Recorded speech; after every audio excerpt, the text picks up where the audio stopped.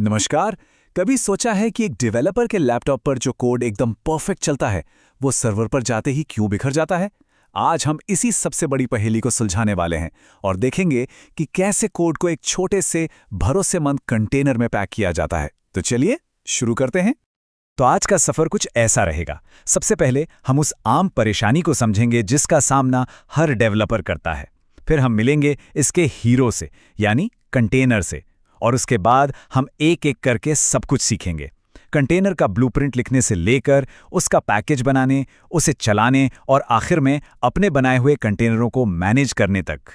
हर developer की कहानी में एक मोड़ आता है, एक ऐसा पल जो बहुत ही फ्रस्ट्रेटिंग होता है, जिसमें बस सिर खुजलाने का मन करता है। ये एक ऐसी प्रॉब्लम है जो न जाने कितने घंटे बर्बाद करती है और टीमों के बीच टेंशन भी पैदा करती है।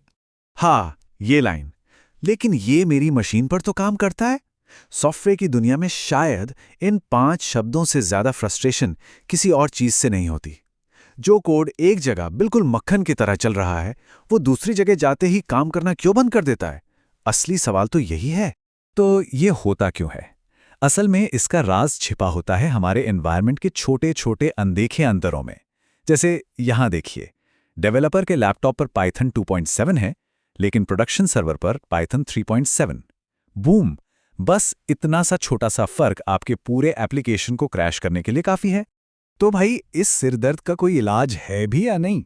बिल्कुल है, और इसका जवाब है कंटेनर। ये एक ऐसा कमाल का तरीका है जो इस बात की गारंटी देता है कि आपका एप्लीकेशन हर जगह, हर बार एकदम एक जैसा ही चलेगा। तो आखिर ये कंटेनर है क्या भला? इसे समझिए सॉफ्टवेयर के लिए एक मैजिक बॉक्स।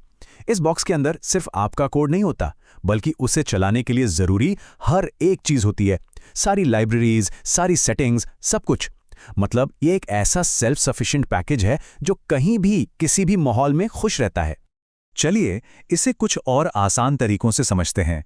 सोचिए, कंटेनर एक शिपिंग कंटेनर जैसा है जो आपके सॉफ्टवेयर को सुरक्षित कहीं भी ले जा सकता है।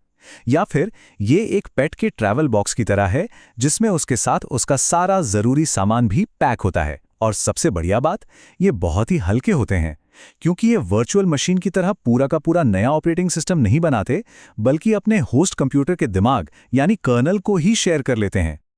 ठीक है, थ्योरी तो बहुत हो गई, अब बारी है एक्शन की।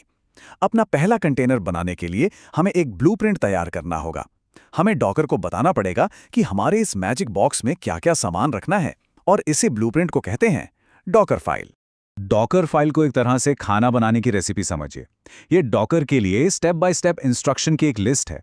ये बताती है कि बेस क्या होगा, यानी कौन सा ऑपरेटिंग सिस्टम लेना है, हमारा मेन इंग्रेडिएंट मतलब हमारा कोड कहाँ रखना है, और कौन-कौन से मसाले यानी डिपेंडेंसीज डालनी है।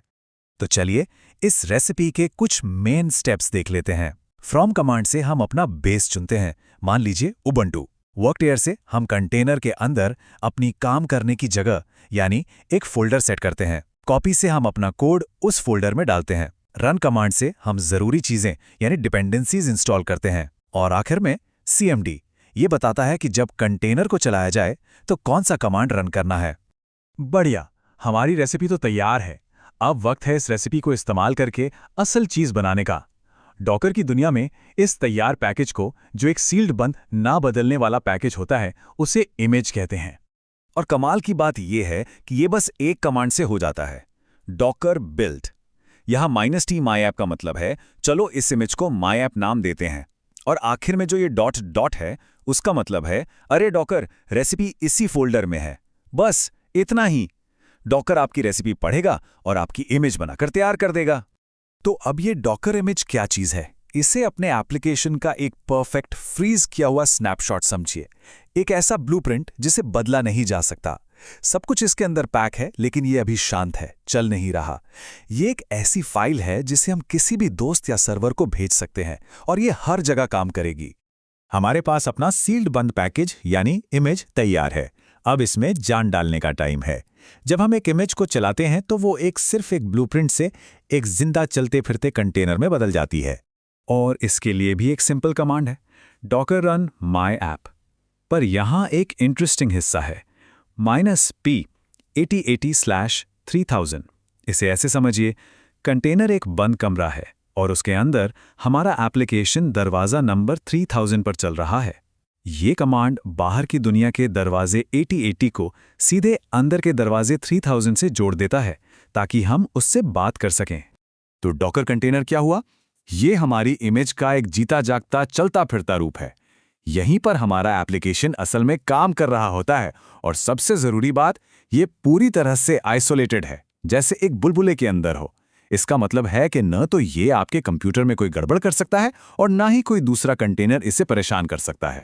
ये फर्क समझना बहुत जरूरी है। इमेज है ब्लूप्रिंट और कंटेनर है उस ब्लूप्रिंट से बनी असली इमारत। इमेज स्थिर है, जिसे बदला नहीं जा सकता।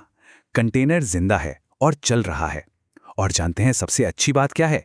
एक ही ब्लूप्रिंट यानी एक ही इमेज से जितनी चाहें उतनी इमारतें यानी उतने कंटेनर बनाए जा सकते हैं।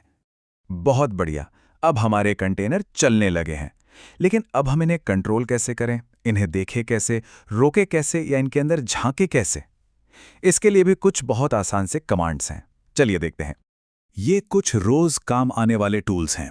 डॉकर पीएस से देख सकते हैं कि कौन कौन से कंटेनर चल रहे हैं। डॉकर इमेजेस आपके सारे ब्लूप्रिंट्स यानी इमेजेस की लिस्ट दिखा देता है। किसी चलते हुए कंटेनर को रोकना हो तो बस डॉकर स्टॉप और उसका नाम। और मेरा सबसे पसंदीदा डॉकर एग्जैक, ये कमांड एक जासूस की तरह हमें एक चलते हुए कंटेनर के अंदर घुसने देता है ताकि हम देख सकें कि अंदर क्या चल रहा है। डीबगिंग के लिए ये कमाल की चीज़ है। तो आज हमने कोड से एक पोर्टेबल कंटेनर बनाने का पूरा सफर देख लिया। एक कंटेनर को मैनेज करना तो आसान है, लेकिन जरा सोचिए, जब सैकड़ों या हजारों कंटेनर एक साथ मिलकर एक बहुत बड़ा एप्लीकेशन चला रहे हो तब क्या होगा? इतनी बड़ी फौज को कैसे मैनेज किया जाएगा? बस यहीं से शुरू होती है ऑर्केस्ट्रेशन की एक और रोमांचक दुनिया, जहां क्यूबरनेटीज जैसे बड़े खिलाड़ी मैदान में आते हैं। लेकिन वो कहानी फिर कभी और।